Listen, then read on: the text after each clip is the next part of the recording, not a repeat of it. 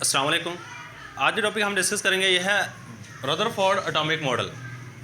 इसका इसने एक्सपेरिमेंट कौन सा किया है, इसके रिजल्ट्स क्या थे, इसके डिफेक्ट्स क्या थे, सारी की सारी चीज़ें अभी हम डिस्कस कर लेंगे। सबसे पहली बात, रदरफोर्ड एटॉमिक मॉडल को एक और नाम भी दिया जाता है, वो कहते हैं गोल्ड फॉयल एक्सपेरिमेंट। बाज़ एग्जाम में ना इस तरह पूछ लिया जाता है, वो कहता है एक्सप्लेन गोल्ड फॉयल एक्सपेरिमेंट। ये याद रखिएगा, इसका दूसरा नाम है क्या है, गोल्ड फॉयल एक्सपेरिमेंट। अब गोल्ड फॉयल एक्सपेरिमेंट, गोल्ड कहते हैं सोने को, फॉयल कहते हैं वर्क को। सोने के वर्क पर किया जाने वाला, सोने के वर्क पर किया जाने वाला तजर्बा। अब रदरफोर्ड ने क्या किया कि एटम के स्ट्रक्चर, अगर इसे पीछे जाएंगे ना थोड़ा सा, तो हमने क्या किया, एटम के अंदर इलेक्ट्रॉन, प्रोटॉन, न्यूट्रॉन को डिस्कवर किया मुख्तलिफ साइंसदानों ने। अब जो नेक्स्ट काम जो शुरू हुआ वो कहते हैं जी इलेक्ट्रॉन, प्रोटॉन, न्यूट्रॉन एटम के अंदर पाए कहाँ पे जाते हैं। इस चीज़ को एक्सप्लेन करने के लिए रदरफोर्ड ने एक्सपेरिमेंट किया और जो चीज़ उसने इस्तेमाल की वो था गोल्ड फॉयल। इसलिए गोल्ड फॉयल की वजह से इसको गोल्ड फॉयल एक्सपेरिमेंट का नाम देते हैं। इसने क्या किया, सोने का एक वर्क लिया। असल में जो इसकी एक्सपेरिमेंटल अरेंजमेंट थी वो कुछ इस तरह थी। इसने गोल्ड फॉयल लेकर ना बिल्कुल मिडल के अंदर रखी, दरमियान के अंदर यहाँ पे गोल्ड फॉयल रखी। इसके इर्द गिर्द, इस गोल्ड फॉयल के इर्द गिर्द जिंक सल्फेट या फिर फोटोग्राफिक फिल्म लगा दी। क्या चीज़, जिंक सल्फेट या फिर फोटोग्राफिक फिल्म लगाई और यहाँ से अल्फ़ा पार्टिकल गिराए। कौन चीज़ गिराई, यहाँ से अल्फ़ा पार्टिकल्स को यहाँ पे जाके सोने के वर्क के ऊपर गिराया।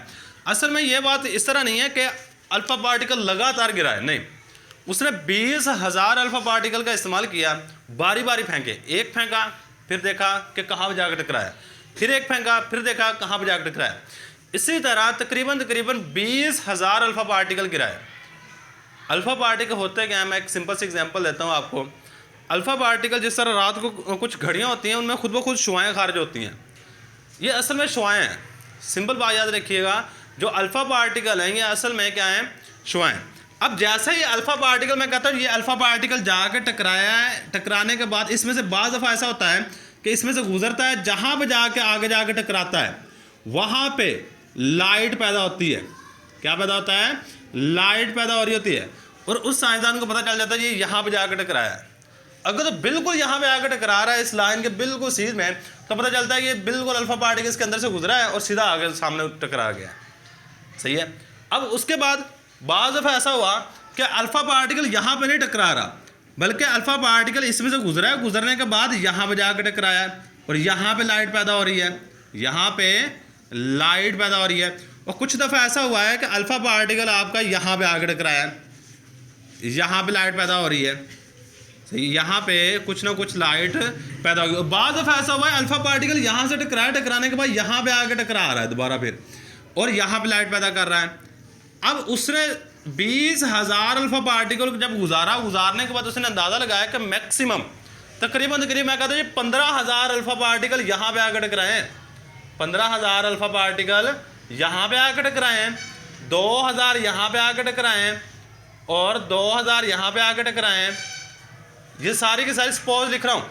और 1,000 अल्फ़ा पार्टिकल यहाँ पे आकर टकराया है। अब इससे उसने कुछ ना कुछ ये ऑब्जर्वेशन थी उसकी कि अल्फ़ा पार्टिकल यहाँ पे और यहाँ पे आकर टकरा रहे हैं। ज़्यादातर अल्फ़ा पार्टिकल क्या हुआ है जी, सीधे गुजर गए। और जो आपकी बुक के अंदर पिक बनी हुई है, डायग्राम बनी हुई, वो कुछ इस तरह की है, उसमें एटम्स लिए हुए हैं। हमारे पास जो गोल्ड फॉयल इस्तेमाल की थी उसके एटम्स को यहाँ पे रिप्रेजेंट किया हुआ है। क्या किया जी, उनके एटम्स को यहाँ पे रिप्रेजेंट कर रहा है। और दरमियान में क्या होता है जी, न्यूक्लियस।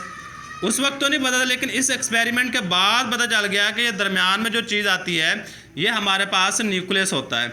ये क्या चीज़ होती है, न्यूक्लियस। भाई ये बात आपने सिंपल सी याद रखनी है। और इसके बाद यहाँ से मैंने अल्फ़ा पार्टिकल गुजार रहा हूँ, यहाँ पे अल्फ़ा पार्टिकल को याद रखिएगा, इसके ऊपर पॉजिटिव चार्ज होता है, +2 चार्ज होता है।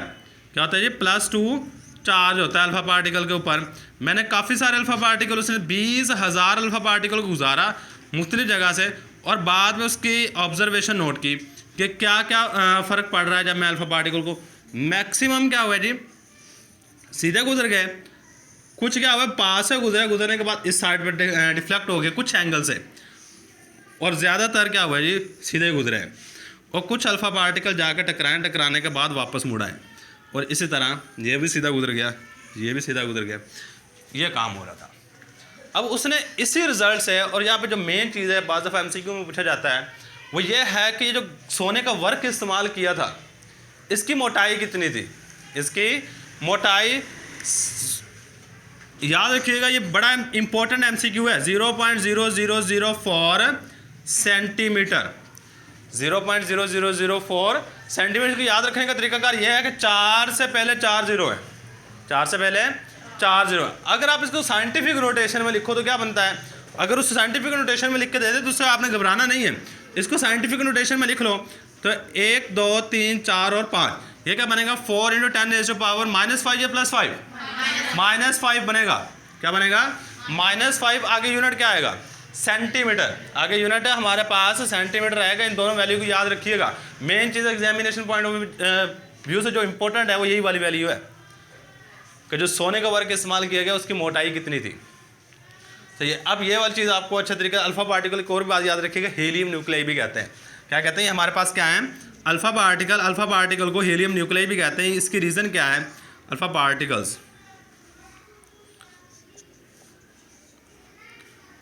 और हीलियम न्यूक्लियाई, हीलियम न्यूक्लियाई। अच्छा, हीलियम का अगर मैं बात करूँ ना, हीलियम का एटम हमारे पास कुछ इस तरह का होता है, ज़रा गौर कीजिएगा, इसको हीलियम न्यूक्लियाई क्यों कहते हैं। ये हमारे पास इसमें 2 प्रोटॉन होते हैं और इसमें 2 न्यूट्रॉन होते हैं, न्यूक्लियस के अंदर 2 न्यूट्रॉन होंगे और यहाँ पे 2 इलेक्ट्रॉन होते हैं।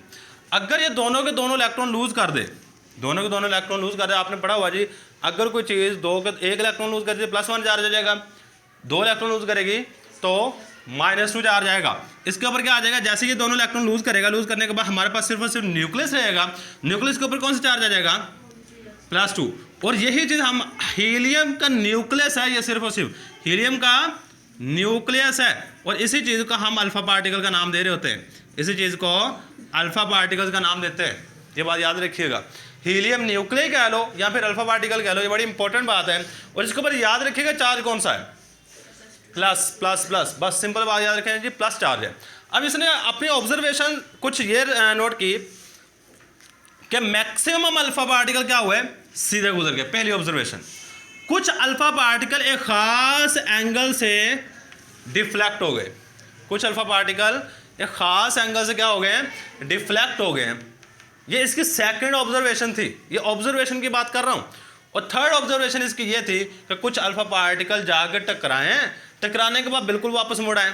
3 ऑब्जर्वेशन, मैक्सिमम अल्फा पार्टिकल सीधे गुजर गए, कुछ अल्फा पार्टिकल खास एंगल से डिफ्लेक्ट हो गए।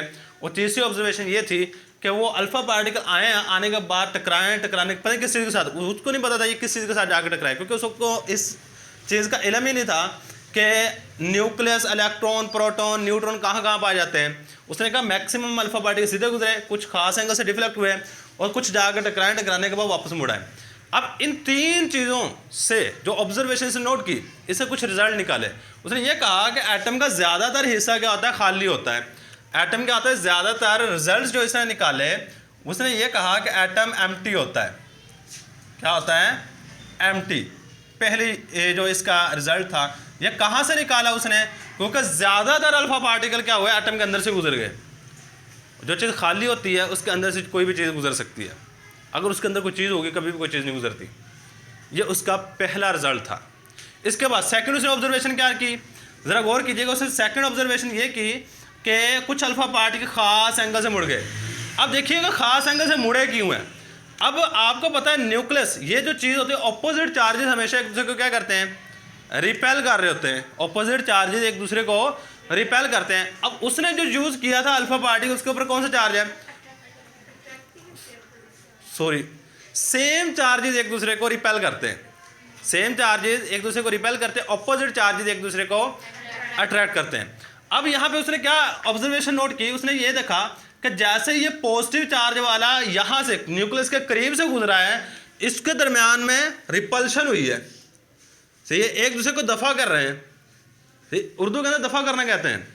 सही है, एक दूसरे को रिपेल कर रहे हैं। क्या कर रहे हैं? रिपेल कर रहे हैं। अब इससे रिजल्ट जो निकाला है उसने ये कहा कि ये जो पॉजिटिव चार्ज इसके करीब से गुजरा है, इसका मतलब ये है कि इसके ऊपर भी पॉजिटिव है, जिसकी वजह से इसने अपना रास्ता चेंज किया है। जा सीधे रहा था लेकिन दरमियान में न्यूक्लियस आया, न्यूक्लियस के ऊपर पॉजिटिव चार्ज होने की वजह से दोनों ने किया रिपेल। तो ये क्या हुआ, हमारे पास इस तरह ये प्रोटॉन जा रहा है, ये अल्फा पार्टिकल जा रहा है और आगे जाके इसके करीब से गुजरा है, गुजरने के बाद यहाँ पे डिफ्लेक्ट हो गया। रीज़न क्या हुई? क्योंकि इसके ऊपर पॉजिटिव चार्ज है। ये सेकंड इसकी ऑब्जर्वेशन थी कि न्यूक्लियस जो है इसके ऊपर कौन सा चार्ज होता है? पॉजिटिव चार्ज होता है। न्यूक्लियस के ऊपर पॉजिटिव चार्ज होता है। इसके बाद थर्ड ऑब्जर्वेशन पे आए। थर्ड ऑब्जर्वेशन क्या की कि कुछ अल्फा पार्टिकल गए न्यूक्लियस के साथ टकराए, टकराने के बाद बिल्कुल वापस चले गए, बिल्कुल वापस चले गए हैं। सही है। यह इसकी थर्ड ऑब्जर्वेशन से इससे जो रिजल्ट निकाला वो ये था कि न्यूक्लियस सख्त है, जो चीज़ जाकर टकरा रही है टकराने के बाद वापस आ रही है।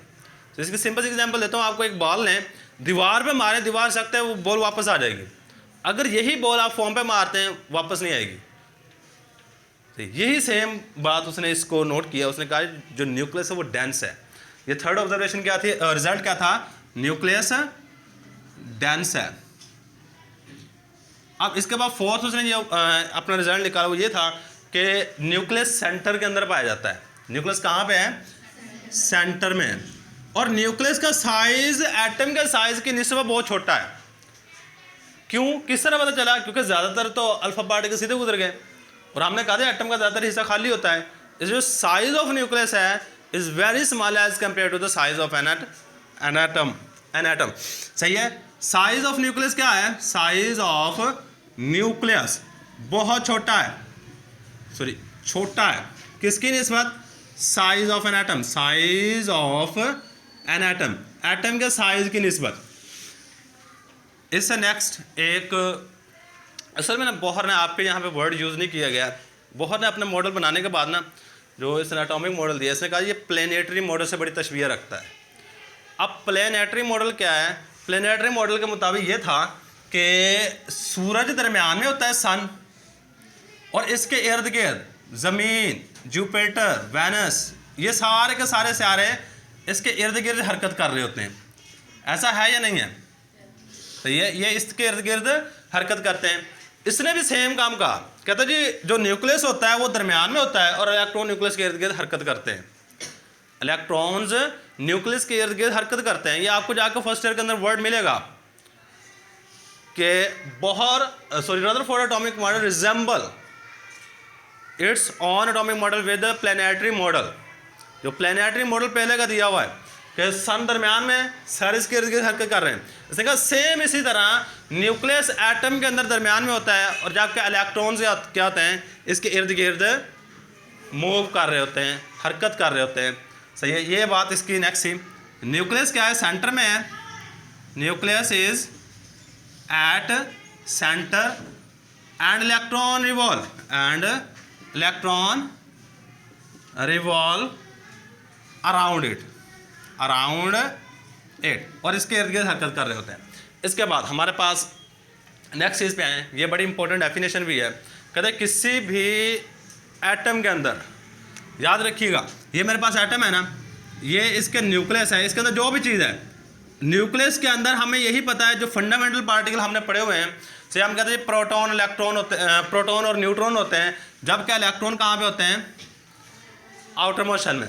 इसके अलावा पॉजिट्रॉन भी होता है न्यूक्लियस के अंदर, न्यूट्रिनो भी होता है। तकरीबन इस तरह के 99 पार्टिकल्स होते हैं जो कि न्यूक्लियस के अंदर पाए जाते हैं। जो कहाँ पाए जाते हैं? न्यूक्लियस के अंदर पाए जाते हैं 99 पार्टिकल्स। सिर्फ इलेक्ट्रॉन वहाँ थे जो न्यूक्लियस के बाहर पाए जाते हैं। और मज़े की बात बताऊँ, इलेक्ट्रॉन भी न्यूक्लियस के अंदर पाए जाते हैं। इलेक्ट्रॉन्स भी न्यूक्लियस के अंदर होते हैं। अब ये आपके लेवल तक तो कहेंगे लो जी ये पहले हमें पढ़ाते रहे जी इलेक्ट्रॉन बाहर न्यूक्लियस के इर्द गिर्द घूमते रहते हैं। अब आज हमारे पास नई थ्योरी आ गई है जी इलेक्ट्रॉन भी न्यूक्लियस के अंदर पाए जाते हैं। असल में जो न्यूट्रॉन है ना ये बनता होता है किस तरह है? ये जो न्यूट्रॉन है, आप कहते हैं जी न्यूट्रॉन के ऊपर कोई चार्ज नहीं होता। ये बनता है प्रोटॉन से, इलेक्ट्रॉन से, और एक होता है न्यूट्रिनो। आपको पता है प्रोटॉन के ऊपर कौन सा चार्ज होता है? इलेक्ट्रॉन के ऊपर। ओवरऑल क्या हो गया? न्यूट्रल। और एक न्यूट्रिनो पार्टिकल होता है, ये तीनों मिलते हैं हमारे पास न्यूट्रॉन बन रहा होता है। इस लिहाज से जो इलेक्ट्रॉन है वो न्यूक्लियस के अंदर पाया जाता है। लेकिन आपके बेसिक लेवल है इसमें, यानी कि आपको सिर्फ कॉम्प्लिकेशन से बचाने के लिए ना सिर्फ ये बात करते हैं। अब जो मेन बात है ना वो है न्यूक्लियॉन्स। न्यूक्लियॉन्स क्या होते हैं, बात करते हैं न्यूक्लियॉन्स की। जो मेन बात है हमारे सिलेबस के अंदर शामिल है, ये शॉर्ट क्वेश्चन में आता है न्यूक्लियॉन्स क्या होते हैं, और रिजल्ट सारे के सारे लॉन्ग क्वेश्चन में पूछे जाते हैं। क्वेश्चन इस तरह आएगा, वो कहता है write down any 5 results of Rutherford atomic model. कोई से रदरफोर्ड एटॉमिक मॉडल के 5 रिजल्ट लिख दो। तो इस तरह हमारे पास लॉन्ग क्वेश्चन के तौर पे आएगा। अब न्यूक्लियॉन्स देखिए क्या होता है, कहता है किसी भी एटम के अंदर ना इलेक्ट्रॉन के अलावा इलेक्ट्रॉन को काउंट नहीं करना। न्यूक्लियस के अंदर जो भी चीज पाई जाती है, न्यूक्लियस के अंदर जो भी चीज इलेक्ट्रॉन प्रोटॉन इसके अंदर जो चीज पाई जाएगी न्यूक्लियस के अंदर हो, बस इलेक्ट्रॉन के अलावा, उसको न्यूक्लियॉन्स कहेंगे। क्योंकि वर्ड ही देख लें किससे निकला है, न्यूक्लियॉन्स, न्यूक्लियस है, सही है। Everything inside the nucleus, everything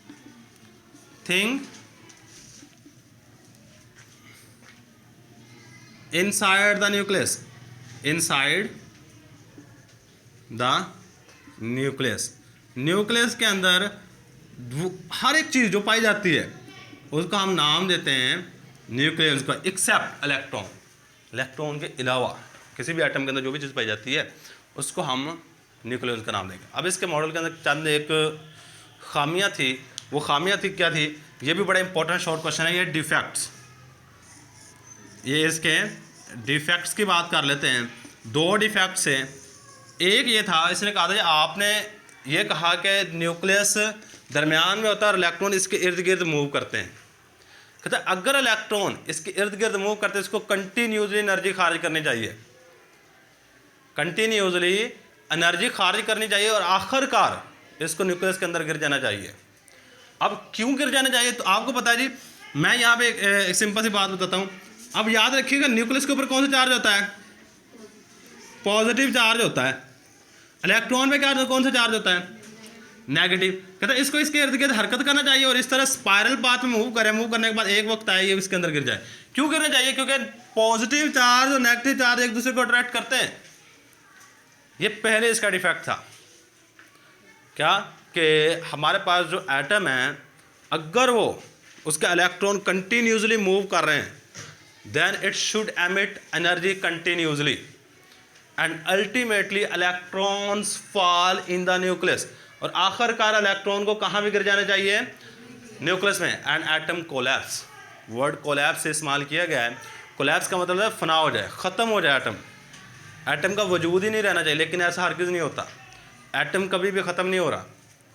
तो इसके बाद सेकंड नंबर पे हमारे पास जो चीज़ है वो ये है कि 2 स्पेक्ट्रम होते हैं।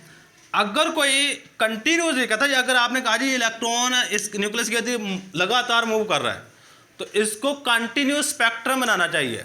क्या बनाना चाहिए, कंटिन्यूस स्पेक्ट्रम। अब कंटिन्यूस स्पेक्ट्रम इस तरह का होता है, मैं अगर बात करूँ स्पेक्ट्रम क्या होता है, स्पेक्ट्रम यही है जिस तरह के एक इंसान के फिंगरप्रिंट्स है ना, हर इंसान के फिंगरप्रिंट दूसरे इंसान से नहीं मिलते, ये बात याद रखिएगा। एक इंसान का फिंगरप्रिंट दूसरे इंसान के फिंगरप्रिंट से नहीं मिलता। सेम इसी तरह स्पेक्ट्रम होता है, एक एलिमेंट का स्पेक्ट्रम दूसरे एलिमेंट के स्पेक्ट्रम से नहीं मिलेगा। एक एलिमेंट का स्पेक्ट्रम दूसरे एलिमेंट के स्पेक्ट्रम से नहीं मिल रहा होता। और स्पेक्ट्रम होते हैं 2 तरह के, एक होता है कॉन्टिन्यूस स्पेक्ट्रम, एक होता है लाइन स्पेक्ट्रम।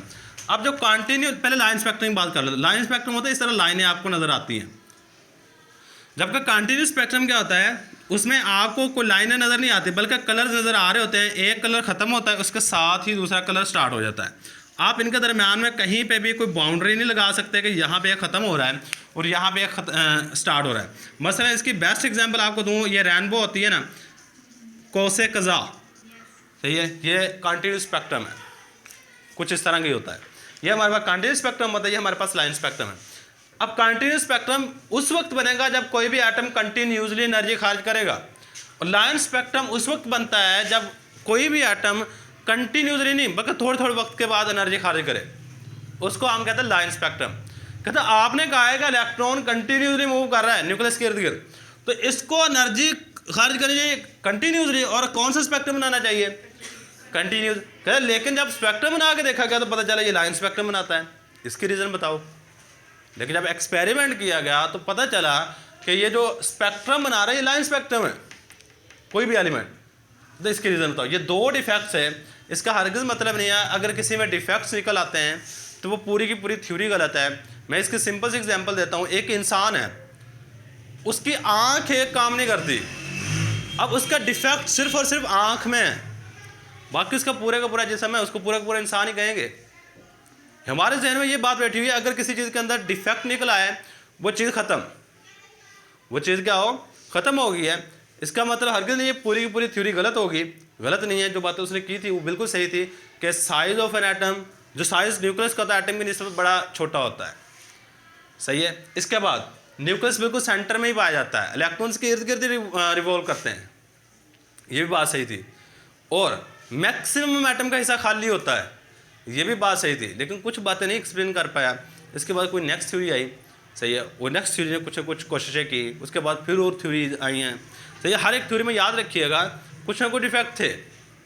हमें तो 2 थ्योरी पढ़ेंगे 9th क्लास में, सही है। ये हमारे पास रदरफोर्ड है, इसके बाद बोहर एटॉमिक मॉडल पढ़ेंगे, प्लैंक्स क्वांटम थ्योरी पढ़ेंगे, प्लैंक्स के बाद बोहर एटॉमिक मॉडल दिया गया है, बोहर के बाद और भी हाइजेनबर्ग अनसर्टेनिटी प्रिंसिपल, बहुत सारी चीज़ें दी गई हैं एटम को एक्सप्लेन करने के लिए। अगर बात करूँ ना केमिस्ट्री की, केमिस्ट्री सारे के सारे जो है वो एटम को एक्सप्लेन करने में है कि एटम है क्या, किस तरह रिएक्ट करता है, सही है। ये सारी की सारी चीज़ें एटम के रिलेटेड है, सही है। ये हमारे पास आज के लेक्चर में। अल्लाह हाफिज़।